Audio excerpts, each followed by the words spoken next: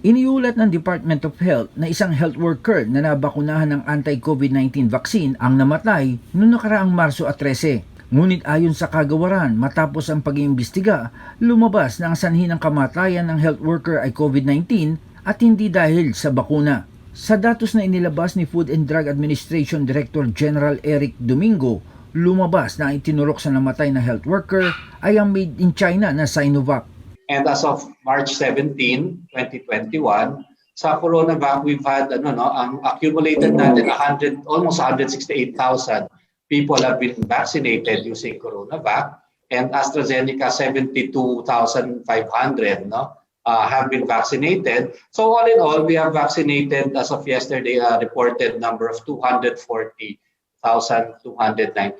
This is the data. Base din sa naturang datos, bagamat higit sa kalahati ng mga nabakunahan ay naturukan ng Sinovac, lamang ang bilang ng mga nag-ulat ng adverse reaction ang mga nabakunahan ng AstraZeneca, 3,700 sa Sinovac at 3,769 ang sa AstraZeneca. Ngunit sa mga ulat ng adverse effects, lubang napakaliit ng porsyento ng serious events, 83 sa Sinovac samantalang 54 naman sa AstraZeneca para sa kabuang bilang na 137. Those who have been vaccinated sa CoronaVac, out of 168,000, there have been 3,700 reports of adverse events following immunization. Most of them are mild, non-serious events, 3,600. And then we had 83,000 serious adverse events, which I will give you a little more description later on. And we had the report of the one death under the Sinovac or the CoronaVac vaccine. So all in all, yung AEFI reporting rate ng Sinovac is about 2.21%, meaning 2.21% of those who were vaccinated reported and sent in a report of feeling something after their vaccination. Sa AstraZeneca, about less than half pa ng CoronaVac ang na-vaccinate with AstraZeneca, about 72,000. And they have reported about 3,769 adverse events. Most of them, again, are non-serious, 3,715. And there were 54 flagged serious adverse events. But in total, the adverse event reporting for AstraZeneca is about 5.19%, a little higher than CoronaVac. Paliwanag naman niya sa pagkamatay na naturukan ng Sinovac.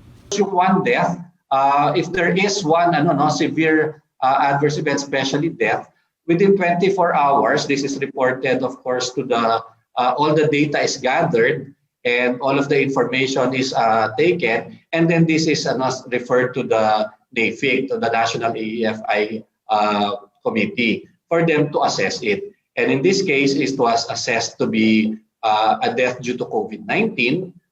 Knowing, of course, that a patient who has been vaccinated can still get COVID-19, especially in the early part. Sa isa pang datos na inilabas ni Domingo, pinakamarami sa may ulat ng nakakaramdam ng adverse effects sa Metro Manila, sinundan ng Region 11, Cordillera Region, Central Luzon at panglima ang Region 12. Ipiniliwanag din ng opisyal ang mga panuntunan para maikonsidera ang epekto ng bakuna na seryoso. Number one, it results in death or a life-threatening situation that the patient had to go through management for a life-threatening situation, or an adverse event that requires inpatient hospitalization or results in prolongation of existing hospitalization. Pwedeng nasa hospital na siya, and then the vaccination might have cost something to make that stay a little longer.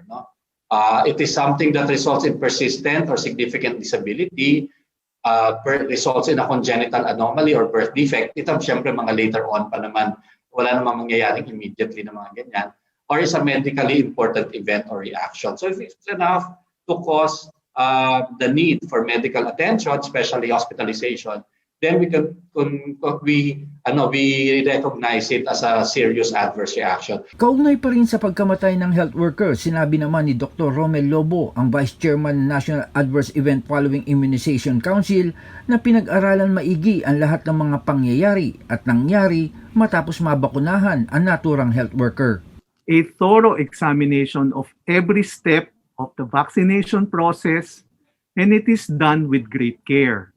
It takes some time to conduct and review the information necessary to provide an accurate picture of the circumstances surrounding the adverse event.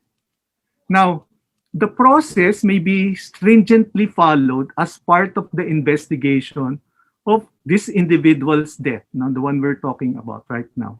The cause was determined to be unrelated to the vaccination. The cause of death was COVID-19, and to date, there are more than 12,000 Filipinos that have died of COVID-19. The individual was a 47-year-old woman with known hypertension, diabetes, and bronchial asthma, which was declared in the health assessment form. She underwent RT-PCR testing in February 22, 2021.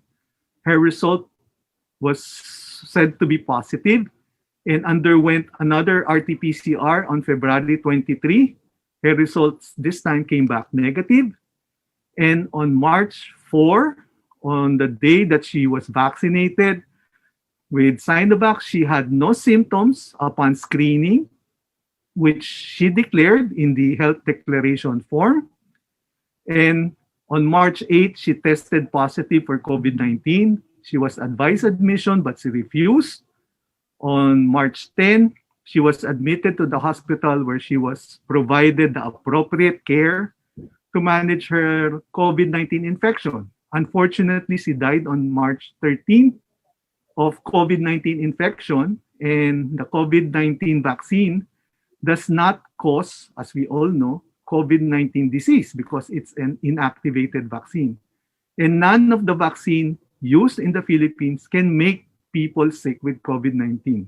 Kaya't sinabi ni DOH Deputy Spokesperson Dr. Beverly Ho, walang basihan na suspindihin ang vaccination rollout sa bansa dahil napatunayan na rin na hindi dahil sa bakuna namatay ang 47 taong gulang na babaeng health worker. Very clear from the report, there's no reason to suspend our vaccination program, as first, the vaccine is not what caused the death of our healthcare worker, and second, as DOH and FDA has continued to emphasize, the benefits of vaccination continue to outweigh the risk of us getting COVID, particularly severe COVID-19. Janice Cosio, Radyo Inquirer Online, bayan nagtatanong, mamaya nag-uusisa.